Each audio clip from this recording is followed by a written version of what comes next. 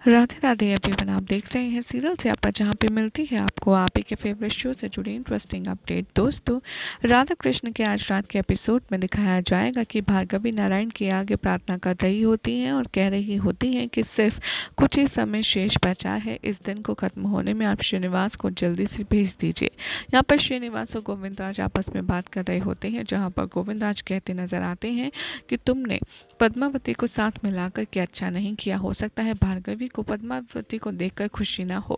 तभी श्रीनिवास समझाते हैं और कहते हैं कि पद्मावती को शुद्ध प्रेम क्या है ये देखना और समझना बेहद आवश्यक है, इसलिए उसे लाना ही था।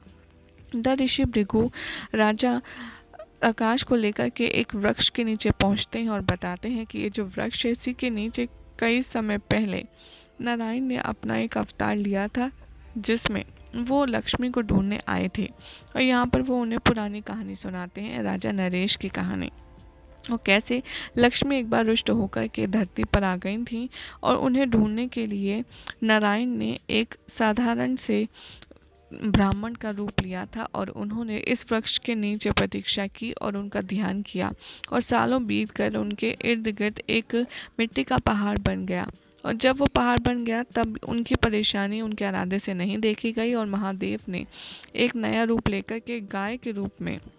वहाँ पर अपने दर्शन दिए, और वो जो चट्टान थी मिट्टी की, उसको पिघलाने के लिए उस पर अपना दूध चढ़ाया। यानी कि गाय बनकर महादेव ने नारायण पर अपने दूध की आराधना की और उनके ऊपर दूध चढ़ाया, जिसे देखकर वहाँ पर एक गाय पकड़ने वाला शख्स आता है और वो गाय पकड़कर राजा नरेश के कक्ष ले जाता है। और वहाँ पर वो गाय दूध नहीं देती, क्योंकि वो तो महादेव का रूप होती है, जो कि सिर्फ अपने आराध्य के लिए उन्हें लिया होता है।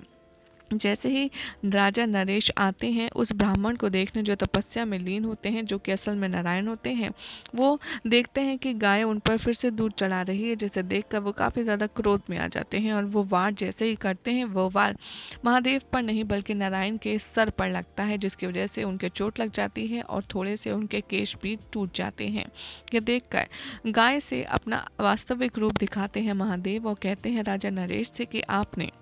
ये प्रहार एक गाय पर नहीं बल्कि मेरे आराध्य स्वयं नारायण पर किया है, इसके लिए आपको दंड अवश्य मिलेगा। यहाँ पर राजा नरेश हाथ जोड़ करके बैठ जाते हैं और कहते हैं कि मैं तो मृत्यु का भागी हूँ, आप मुझे मृत्यु दंड दीजिए। ये सुनकर के विष्णु जी के रूप में आ जाते हैं वो ब्राह्मण, जो कि असल में नारायण होते हैं, और कहते हैं कि नहीं,